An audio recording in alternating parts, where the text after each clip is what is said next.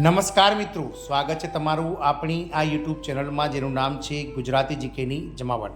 તો કેન્દ્ર સરકારના 50 લાખ કરતાં વધારે હાલમાં કાર્યરત કર્મચારીઓ અને 67 લાખ કરતાં વધારે પેન્શન મેળવતા પેન્શનર્સો આનંદો, કારણ કે સરકાર દ્વારા જે છે તે મિત્રો ઓલ ઇન્ડિયા કન્ઝ્યુમર પ્રાઇસ ઇન્ડેક્સના જે 30 જૂન 2025 સુધીના જે આંકડાઓ શ્રમ વિભાગ દ્વારા બહાર પાડવામાં આવે છે તેના પરથી સરકાર દ્વારા જે છે તે મિત્રો 1 જુલાઈ 2025થી 3% મોંઘવારી ભથ્થાને જે છે તે મંજૂરી આપી દીધી છે। મિત્રો ટૂંક જ સમયમાં આ જે ડીએ વધારો છે તે સરકાર દ્વારા જાહેરાત કરવામાં આવી શકે છે અને કર્મચારીઓને 1 જુલાઈ 2025થી જે હાલમાં મળી રહેલું મોંઘવારી ભથ્થું 55% છે તેને વધારીને 58% કરવામાં આવી શકે છે। જાણીએ આજના વિડીયોમાં વિગતવાર કે આ મોંઘવારી ભથ્થું ક્યારે વધશે, ક્યારે સરકાર તેની જાહેરાત કરશે, એરિયસ કઈ રીતે ચૂકવવામાં આવશે અને દિવાળી પહેલાં જે છે તે મિત્રો કેન્દ્રીય કર્મચારીઓને સરકાર દ્વારા મોટી ભેટ આ બાબતને લઈને આપવામાં આવી શકે છે, તેને લઈને વિડીયોમાં વિગતવાર ચર્ચા કરીશું। તો વિડીયોના અંત સુધી બન્યા રહો। જો ચેનલમાં તમે પહેલી વાર વિડીયો જોતા હોય તો ચેનલને લાઇક, શેર, સબસ્ક્રાઇબ કરવાનું ભૂલશો નહીં। તો દિવાળી પહેલાં જ કેન્દ્રીય કર્મચારીઓ અને પેન્શનર્સોને મોટી ભેટ મળશે। સરકાર દ્વારા ડીએ ડીઆરમાં 3%નો વધારો નિશ્ચિત થઈ ગયો છે। હવે ડીએ 58% પાર થશે। દેશભરના 1 કરોડથી વધુ કેન્દ્રીય કર્મચારીઓ અને પેન્શનર્સો માટે રાહતના સમાચાર છે। જુલાઈથી ડિસેમ્બર 2025 માટેના મોંઘવારી ભથ્થાના ડીએમાં 3%નો વધારો નિશ્ચિત માનવામાં આવી રહ્યો છે। આ વધારા પછી હાલનું ડીએ જે 55% છે, ડીએડીઆર તેને વધારીને 58% કરવામાં આવી શકે છે। સરકાર દિવાળી પહેલાં મિત્રો આ મોંઘવારી ભથ્થા અને મોંઘવારી રાહતમાં 3%નો વધારો જે નિર્ણય છે તે સત્તાવાર રીતે તેની જાહેરાત કરી શકે છે, જેનાથી તહેવારો દરમિયાન કર્મચારીઓને વધારાના રોકડમાં લાભ પણ મળી શકે। દર 6 મહિને ડીએ રિવિઝન કરવામાં આવે છે। ડીએમાં સુધારો સતત વર્ષમાં 2 વખત કરવામાં આવે છે।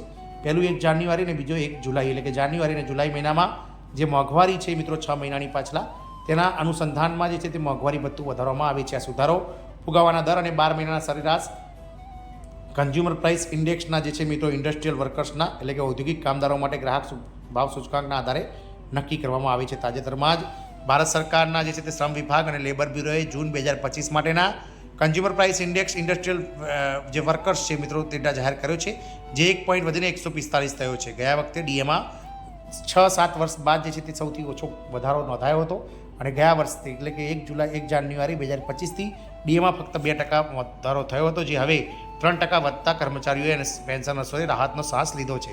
જાન્યુઆરી 2025માં ડીએમાં માત્ર 2%નો વધારો થયો હતો, જેનાથી જે જુલાઈ જે 53% વધારો હતો તેને 55% થયો હતો। કર્મચારીઓ થોડો નિરાશ થયા હતા, પરંતુ તેનો અપેક્ષા જે વધારે હતી તે આ વખતે પૂરી થશે। હવે નવીનતમ સીપીઆઈ આઈડબ્લ્યુ ડેટાના આધારે 3%નો વધારો નિશ્ચિત માનવામાં આવી રહ્યો છે। ડીએની ગણતરી કરવા માટે ડીએને જે છે તે મિત્રો સરેરાશ 12 મહિનાની એવરેજ અને જે છે તે મિત્રો તેના વડે ભાગવામાં આવે છે। જુલાઈ અને 2024થી લઈ જૂન 2024 વચ્ચે જે છે સરેરાશ 143.6 રહી હતી।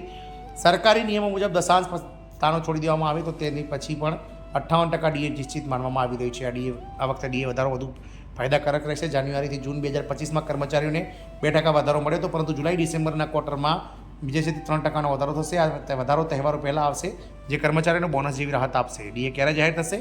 તો જો કે ડીએ 1 જુલાઈ 2025થી અમલી બનાવવામાં આવશે, પરંતુ કેન્દ્ર સરકાર સામાન્ય રીતે સપ્ટેમ્બર અથવા ઓક્ટોબર મહિનામાં તેની જાહેરાત કરશે। આ વખતે પણ દિવાળી પહેલાં સરકાર પેન્શનર્સો માટે ડીએ અને ડીઆર મોંઘવારી રાહતમાં વધારો કરવાની જાહેરાત કરી શકે છે। આપ સૌને જણાવી દઈએ કે 20 ઓક્ટોબર 2025ના રોજ સમગ્ર દેશમાં દિવાળીનો તહેવાર મનાવવા જઈ રહ્યો છે।